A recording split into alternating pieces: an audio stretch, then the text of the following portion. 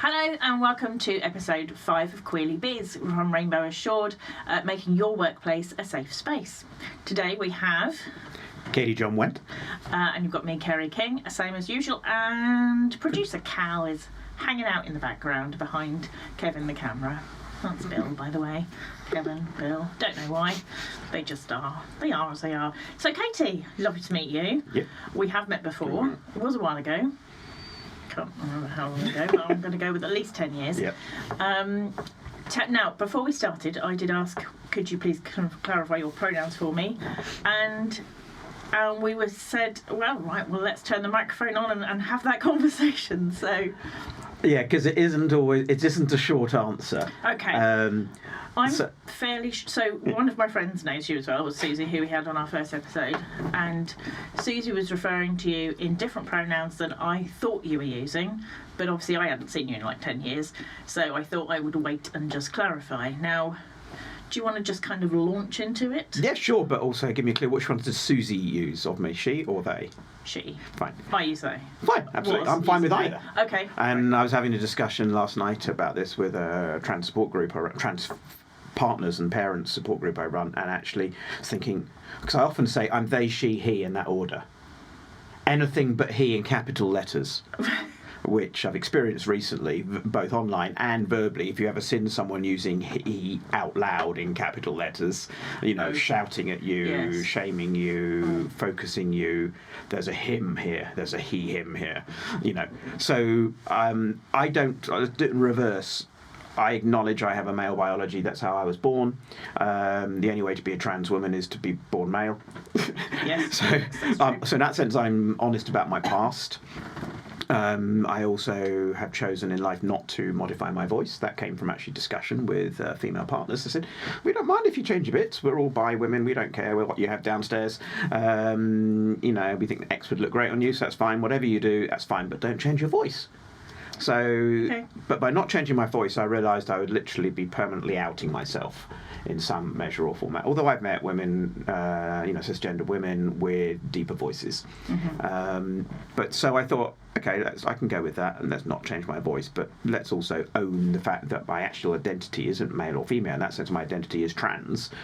So that the he thing means I'm okay with my masculine past. I'm okay with what I call misgender slip-ups. Mm-hmm. I don't get offended by someone who really doesn't get it, won't get it, but for benign reasons like aging parents. My dad called me he till the day he died for 15 years. My mum called me she. My nephew called me they. So we had all three going on at the same time. So I thought, I can go with this mix. Actually, gender is a lot more about personal identity and a lot also about how society sees you. So I thought, I can't control how people see me. No. I can't control their language. I think people can make a choice how to behave around me. Mm-hmm. And I think what pronouns people use for me says more about them than it does about me half the time. Mm-hmm. So I'm not offended by, therefore, the odd he slip up or even a persistent he from someone who totally refuses to do it, but right. Does it. And I say, but actually, my pronoun preference would probably be they, she, Katy, he. In other words, if you can avoid the pronouns, or if you don't want to do pronouns, then just call me Katy. Yeah. If you can't do Katy, call me KJ. Right. I will accept any of those things. And I've even been to kind of, free speech conferences that were quite vehemently, gender critical. And people on the panel were quite happily calling me Katy. I've had Judy Bindel, Linda Bellos call me she quite happily, and other people refuse to.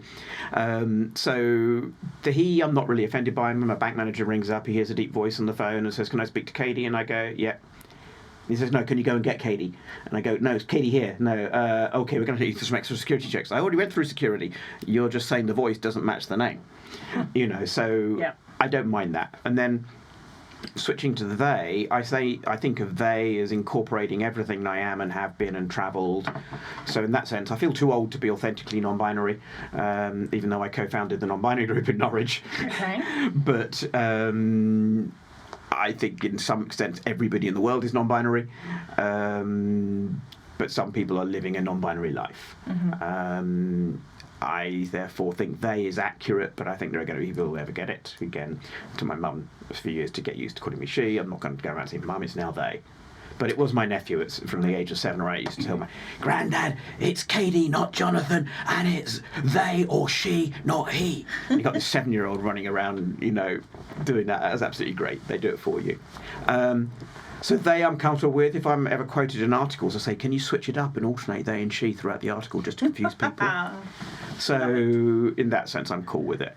But she, this is not where I was, but where I am now. She, I love, but only when it's gifted, not demanded. Okay. And so what I mean by that is if a woman calls me she, I feel included, but I'm not demanding to break down the door and to force her to call me she. Ooh. So for me, it's an invitation into the sisterhood because she calls me she by choice. So she is my preference, but I never demand it. And if someone asks me my pronouns, I go they, she, he in that order. And they say, which do you prefer? If that's their follow-up question, I go, I prefer she, but it's on you if you want to use it. Okay. So that was the long answer. I love it. I especially love the bit at the end about like the gifting it, because the person we mutually know, Susie, is such a gifter. Yeah. Exactly. And the majority of the women I know call me she. Mm-hmm. Some call me they because they want to be kind of non-binary respectful, but actually if they were to call me she, I would be as chuffed or more chuffed. But I want them to come to it on their own terms. I'm not going to send out a memo. Yeah, I just wanted to make sure that I was calling you kind of something up to date. I'm fairly sure that when we met at Sunday Assembly, that I think at the time you were they, she, but I wasn't totally sure. I thought, well, I would rather just ask.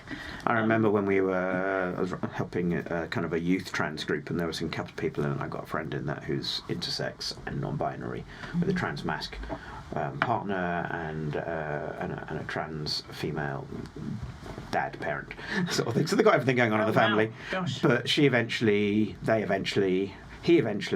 aligned on all pronouns. Right. Yep. So, but still has a very female name, but has a kind of an androgynous appearance and plays with it a bit. So it's kind of fun when you meet some people as well, and I found it quite commonly amongst people with intersex characteristics as well. Not everyone, but the ones who are out and activists, probably 50% of the ones I've met would identify as non-binary and often go with any pronouns. Right. Because I find recently, since I've started introducing myself as somebody who deals specifically in the LGBTQ arena, people use my pronouns, which are she, her, but then they stop and go, ooh, is that right? And I'm like, no, you are correct. Don't worry, I'm cisgender. I love the creativity of some of young people, not just the 7-year-old going around to that, theying me, which is fantastic. Screwed with my sister until she said, okay, fine, your nephew completely loves you, so everything, it's all okay now. But I had 2 godchildren who also came up with alternative pronouns for me. Okay. So one more recently, the one decided, because I was a kind of a she, they, she, said, you're a shay. You're a shay. Yeah. And another one said, before I used to do the they non-binary stuff, just when I was coming from him to her, as it were, he used to say, oh, you're going from him to her. You're a shim. And I said, I'm happy to be a shim. You're welcome to use shim of me. That's your creative description of me. Just don't call me a shit. She and it.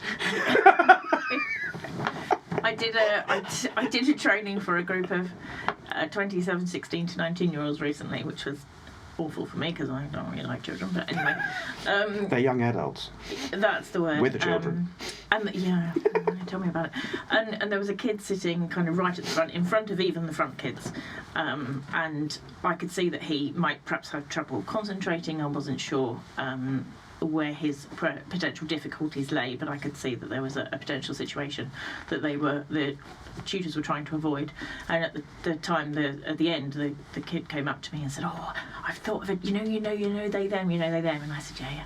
He said, "Oh, I've thought of a different one. I've thought of something else I can say like as a different one." And I said, "Okay, what is it?" And I was thinking to myself, I don't know what they're going to say because I can't think of a different one, except for maybe neo pronouns, which we can talk about in a bit. And And he said, oh, I could say it's. And I was like, oh, please don't do that. And he was like, no, because it's different, isn't it? Because I can say that. And I was like, right, let's just chat about practicalities. I said, it is more like a piece of paper or a stapler or a computer. As a, it's a bit dehumanising to say it, to refer to a person. I said, you wouldn't say its coat is over there. I said, if you're not sure, the best thing you can do is use their name, because then you can't go wrong. It's Katy's coat is over there. And he immediately went, oh God, no, I got it wrong. And I was like, right, don't do that. He stopped short and said, oh, I don't know what to do. And I was like, right. The other thing for me, as from what I know at least, is when you get it wrong, which you're going to get it wrong, and I get it wrong, and people do get it wrong, is don't go, oh no, because you're drawing attention to people, and people most likely don't really want attention drawn to them, especially in that situation. So my kind of rule of thumb is generally people don't mind if you get it wrong, as long as you're not being a dick about it. Yeah. And if you do get it wrong, my general advice is apologise, correct yourself, move on. If you can't work out how to correct yourself, apologise, move on, and try and get it right next time. That's why I dislike sirs and madams, because you're immediately putting everybody into a binary box that you're confronting, and also it's a bit it's a bit old-fashioned anyway. And I love it when they just say now on trains occasionally, welcome on board everyone, or whatever, or folks, or whatever we're going to use. Well, that makes me think of cartoons. That's all, folks. But Yes. sir and madams are a difficult one, and people are trying to be polite, and then you go to certain, I don't know, supermarkets around the country, particularly sort of in Yorkshire or something, you'll get called love and darling and duck and everything else, and that could be seen by some to be patronising, but other people love it because it's a term of affection. It's not a term of patronising, but it can be interpreted as that by others. But I remember I quite like an affectionate term. I think we don't read motive and intent well. If we are programmed because of the discrimination, the prejudice, our own fears, our own paths and journeys, we are programmed to react in a kind of social justice way. How dare you just say darling to me? That's so kind of 19th century. And I'm thinking, I don't mind being called darling, it's fine. I mean, I guess it's who's saying it, because if my bank manager came and said, oh, darling, let's just check how... Yeah, but if it was a camp bank manager and goes, darling, but it's like in a kind of 1970s camp way, that would be completely different as well. So intonation, intent do carry different meaning, and not all of us read it well. And also we have a choice. I think I always used to have this thing called the 3 looks rule when I developed walking around Norwich years ago, when I was first coming out, which is about 19 years ago. And people would look at me, stare at me, and I realised, well, I do that too. I look at people are interesting, people are beautiful, people are curious. People are weird. Is that person got 3 arms or 1 leg? What's going on? What did I just see? So I had the first look is curiosity. We are near Ipswich. Yeah. I'm not going to get away with it. 6 fingers. They make the same joke about us as we make about them, and then we all make the same joke about everyone in the Fens. But anyway, But yeah, and so the first look is curiosity. The second look is confirmation. Did I just see what I thought I just saw? Yeah. The third look is staring. So I give people kind of 2 buys. Okay. So they got 2 yellow cards for staring, and they only get the red card in the third one. And then I make a choice. I either completely ignore them. If I'm with someone, usually they say something before I get a chance to say something, or I play. And when I play, I go, "Oh, thanks for noticing. Oh, you're beautiful too." And they go, "What? I'm staring at you because you're ugly and I can't work out whether you're a bloke or a girl. What's going on?" And I'm thinking, but you kind of preempted and taken all of their kind of the anger, curiosity, weird kind of prejudice stuff out of their sales by saying, "Oh, thanks for noticing I'm beautiful. Hope you're having a lovely day. You're beautiful too." Couldn't help but notice. With kindness. Yeah, so you're taking it all away, and they go, "Oh, okay." The only time I've actually had anyone kind of publicly, openly say something when I was with my wife, before we got married, and this older lady came up to us in the street, and so Chip was in a mobility scooter. She was just about to go and get on the bus. I literally leaned over, gave her a peck on the lips, literally a peck on the lips, and this woman walked past and went, "Ugh, get a rum." And I said, oh, I will actually, because we're getting married. She's like, oh, But she might have made the same. congratulations. She might have made the same comment about a visibly heterosexual couple. Well, so she might bear have in even mind- perceived you as masc in some way because you're wearing a check shirt. Yeah. Anything. But it was about no public displays of affection, not no gay Except displays of affection, perhaps. that there were actually heterosexuals Right. in the area openly snogging. Okay, fair. And So you recall yeah, them, yeah. so yeah, so it But at was least it was get a room and not don't do it. yes, and then after that, she then sort of congratulated us. She didn't quite know where to put herself. Exactly. And then actually, when she went past again, she said to her friend, "Oh, isn't that lovely? They're getting married." You see, some people actually, again, traditions, they're more concerned about sexual freedom than they are about. Oh, at least they're going to do it within the bounds of marriage. What good Christian people they are. But the Sir Madam thing I get a lot. As I say, one of my favourites. I travel a lot for work, and I've just come back from the US. Came back on the eve of the election.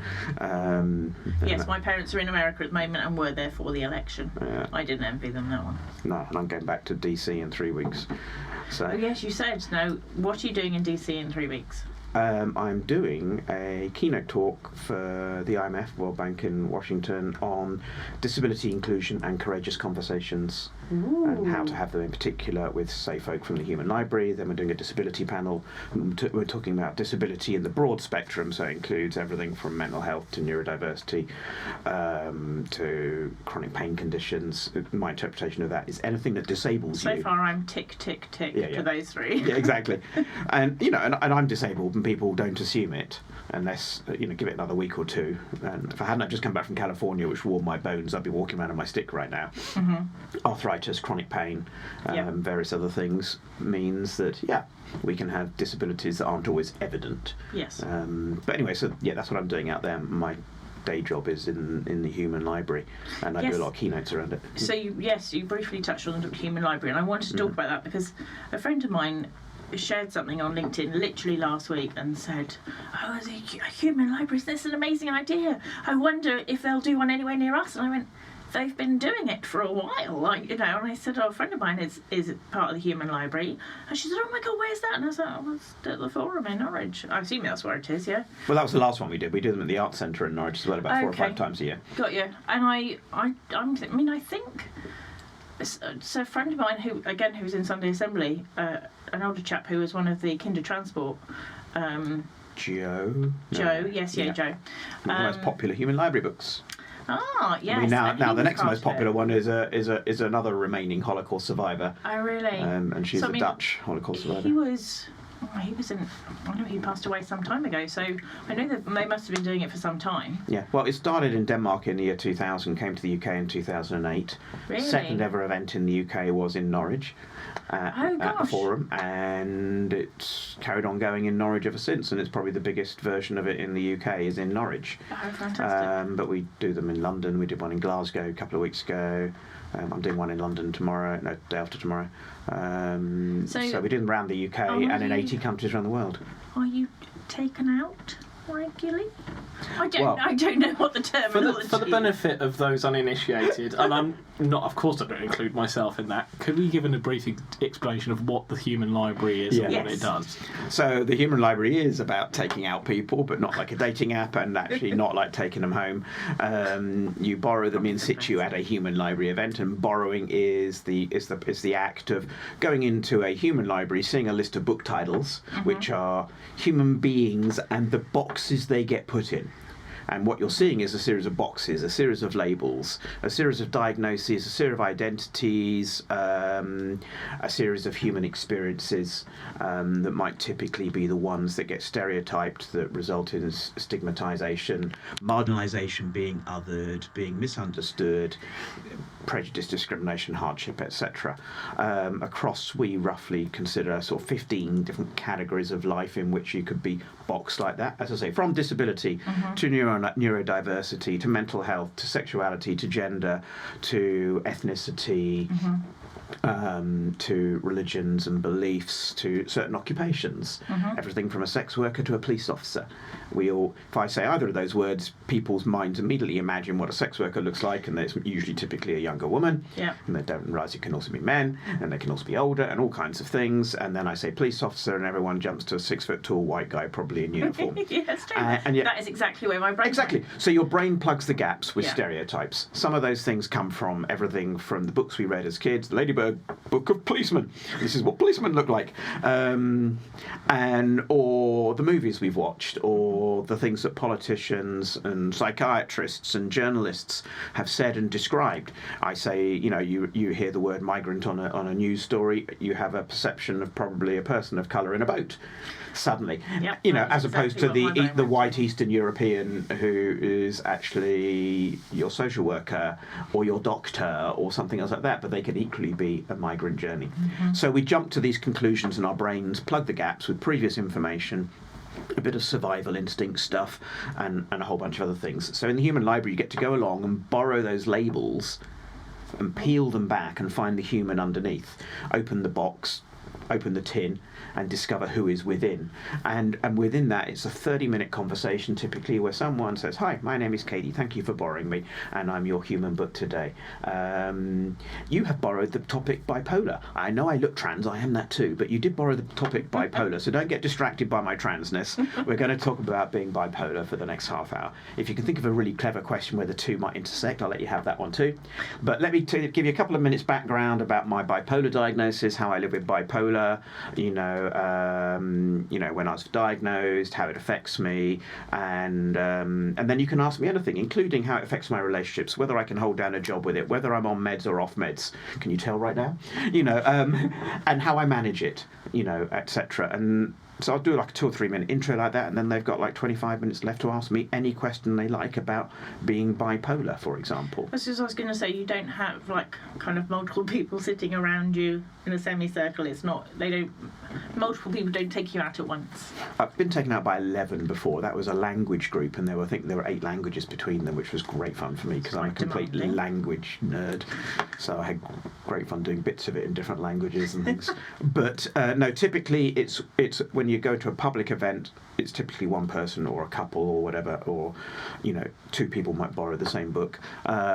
If we flip the tables and do it the other way around, as we call it, when we go into a workplace, and probably more than half of our events now are workplace centred, and we work with 150 kind of global organisations and corporations taking human libraries into their workplace for their staff. Then we sit their staff down in groups of sort of roughly 5 people to a table, and then we send a book to their table. Right. They have no idea who that book is.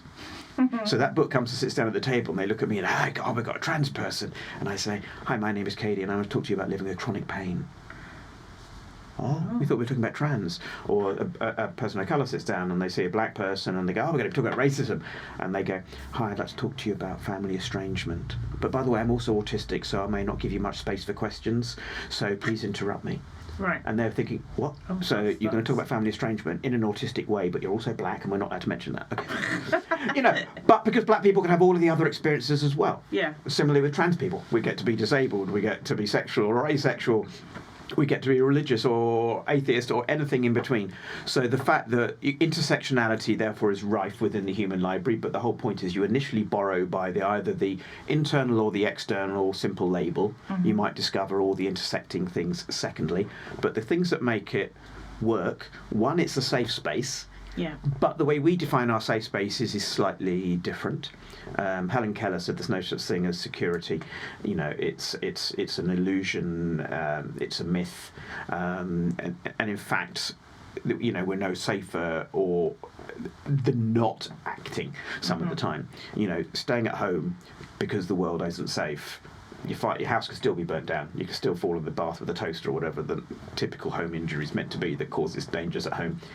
We know that the risks from domestic and sexual assault is far greater in the home than stranger danger. So the home ain't safe. So thinking if I don't live, I'll be safer. No, you won't.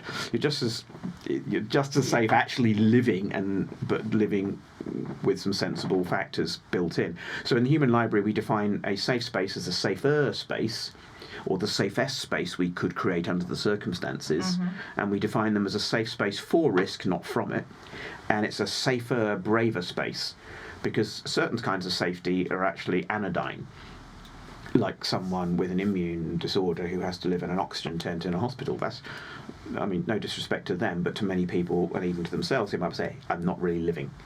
Yeah. You know, I can't leave this room. A germ can kill me tomorrow or whatever. So we say that conversation is a risk. And there's the risk of changing your mind. There's the risk of having all your presuppositions and assumptions falling apart. Expanded, yeah. So there's a risk in that engagement, but it's a positive risk. And so we play with the language a bit out of that. Come to the Human Library. Be brave. Be courageous. Ask the questions you've always wanted to ask but never thought you could. You've got a get out of jail free card for the next half hour. What do you want to ask? And by the way, your book won't take offence. That doesn't mean you can be offensive, but it means you don't have to think for like 5 minutes. What was last week's language memo? I didn't get it. What am I meant to ask? What can I ask? Is that insensitive? Can I be personal? You get to ask everything. The book doesn't have to give you the answers. They have their own personal boundaries by saying, thanks for your question. That probably took some courage to ask that. And if I was you, I'd be curious about that too. However, that part of my life isn't published in the Human Library. So we're letting them down gently. And also, just a heads up, most trans people don't like being asked the question, what was your birth name? Have you had surgery yet? What do you do in the bedroom?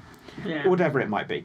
I might answer all three, probably, even if they didn't ask. So, so you've got, as variety, there's no one rule for how any one community wants to live or be treated. There will be exceptions within that group as well. So we bear a responsibility in the Human Library to say, hey, thanks for your question. I'm actually going to answer it, but just a heads up, 99% of trans people probably wouldn't answer it. Or I might be answering a bipolar question and say, I am bipolar, but you'll probably find a lot of bipolar people will say, I have bipolar, because we are not our illness, we are not our mental health condition. I said, well, the way I learned to live with it is by owning it. I am bipolar, and I'm okay with that. So I think we have a responsibility to others if we do shift around on language. So hence the fact that I'm not particularly offended by pronoun stuff doesn't mean the next person won't be. Yeah. So I have a responsibility to speak up for others, but also to say there are different ways of treating people, and the best thing you can do is ask them how they want to be treated, rather than assume. It's me to trans person, assume the right thing to do is X. Me to say a person using a wheelchair, assume, what am I meant to do, open the door for you? Or if I open the door for you, are you going to hit me back and actually say, wait, you thought I couldn't open the door myself? You're not going to win on that one. You will get it wrong some of the time. Same with pronouns, same with everything. As you said earlier, therefore it's how do we recover from that? How do we continue the conversation? How do we not inflame it so that we draw everyone into notice that you might have misstepped? A misstep is not a major faux pas mistake. It's a conversational misstep. We do it all the time. Yeah, cruelty is the faux pas. That's it. Yeah, that's why I don't like the hymns in capital letters. No, that's fair cruel. enough. One of the things that we talk about during the training for Rainbow Assured is open questioning. So if you're talking to somebody about if you work in a workplace where you have to go and ask somebody if there's anything that you can help them with, say, is there anything I can help you with? What can I help you with? Don't say, can I help you, sir? Can I help you, madam? I mean, like you said, it's quite oldie worldy anyway, and it's not particularly modern, but also you're kind of throwing yourself into deep water without a paddle. Yeah, that was definitely a mix-up of adjectives there. Yeah, but that's exactly it. I think open questions and avoiding assumptions. So a practical one I often suggest to workplaces is this: when you have a new customer, a new client, a new team member, a new person working on your floor, whatever it might be, just go up to them and say, hey, great to have you here. Is there anything that would be helpful for me to know about you that would help you to feel like you belong here, to help you perform at your best? And you don't have to answer now, you can tell me another time. But you're asking that of everyone, and you're not seen to be only asking it of the trans employee, the visibly disabled employee. Yes. So if you ask everyone, including apparently stereotypical average white guy, Yes. non-disabled, non-everything, apparently, navigating life with all that privilege that we assume actually you don't realise is autistic, chronic pain, abusive childhood, whatever it might be. You don't know how much any one person is carrying, even if you can't see anything visibly. So, hey, is there anything that... And also starting meetings, not always starting meetings. Okay, everyone go around the table and tell us your pronouns. You're actually put the trans person who's not out on the spot then to actually mispronoun themselves in a way, or to come out. Yes. So I say, let's go around the table, some new faces here, everyone go around the room and just tell us one thing about you that would be helpful, that you'd like us to know. It can be informational, it can be silly, it can be what you have for breakfast. What's your favourite biscuit? What's the name of your dog? You know. So, out of interest, what would your piece of information be? Would you use that time to give your pronouns? No, I wouldn't give my pronouns at all. But I would say I am trans. You can have fun with my pronouns. I identify as a crazy cat person. I have 12. Yes, you do. Yes, you do definitely identify. If my landlord's listening, I have 6. We have 2, but that is definitely enough. Yeah, but so yeah, I would come up with. I would say I have 12 cats and 196 dogs. Dogs? No, dogs. Dr. Martens. So so I would give somebody a relaxing piece of irrelevant information or an important bit of information. I might do give one funny, one serious. My serious one is, if I'm in this meeting and you see me distracted, 2 things are going on. One, I have chronic pain, so I will fidget, because if I don't move in my seat by the end of this meeting, I will not be able to get out of it. My back will lock up. The second thing you will see is me fidgeting, playing on my phone, doing all kinds of things. I have ADHD, and the only way to concentrate is for me to do other things. Yeah. And they go, what? Yeah, exactly. My girlfriend tested me on this once. She said, you're not paying attention.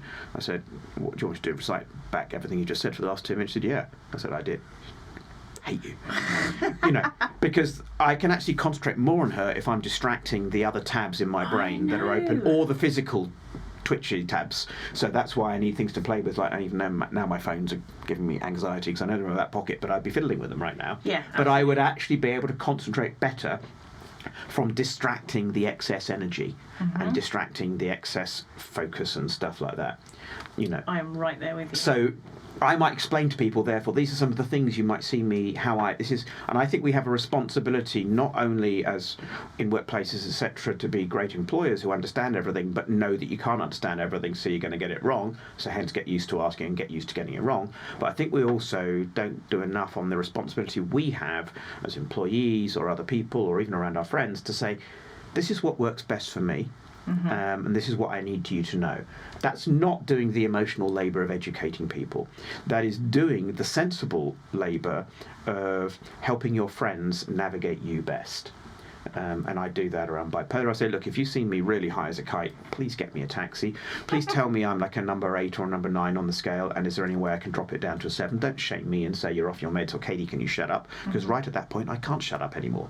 But I would love your help to do that, but in a kind, understanding way. Yeah. So I therefore equip my friends to understand me.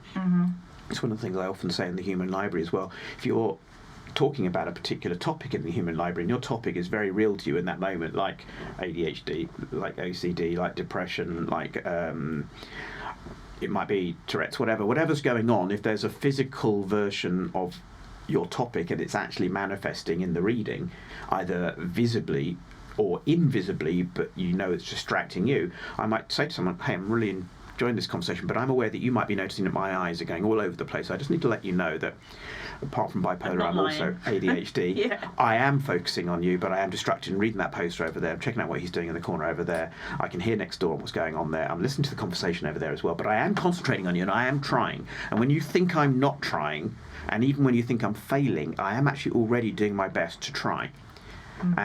So please give me ask me about it. I often say, if I'm talking too fast or if my ideas are coming out, spilling out over and over and over each other, I said, that's me with my foot on the brake. You don't want me with my foot on the accelerator or even my foot off the brake, but just acknowledge that when you think I'm coming across as too much, too strong, too fast, too loud, too rapid, that's me with my foot on the brake. I think there's a lot of people who think I'm too much, too something, and I have struggled for years to decide that actually I am just enough for me, and enough for anyone who has to spend time with me. Producer Carol's increasing amount of time with me. Sorry about that, mate. But I am enough for myself. And if I'm too much for somebody else, then maybe they're just not the sort of people. Don't take this the wrong way, but you're normal. No, I don't like that. I don't. No. I can't sit comfortably. There with that. are 8.2 billion versions of normal. Normal is you. Yes. There are no two normals the same. Well, there's certainly no. So in other words, you are enough for yourself. It means you are your version of normal, and it might be somebody else's version of crazy, but it's your version of normal. So I'm reclaiming the word normal there.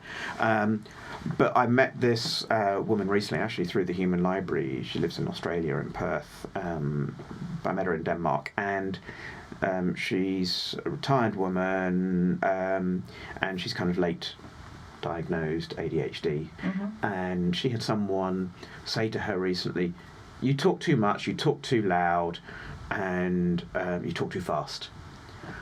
And she probably heard this a number of times in her life. I've heard it a lot as well.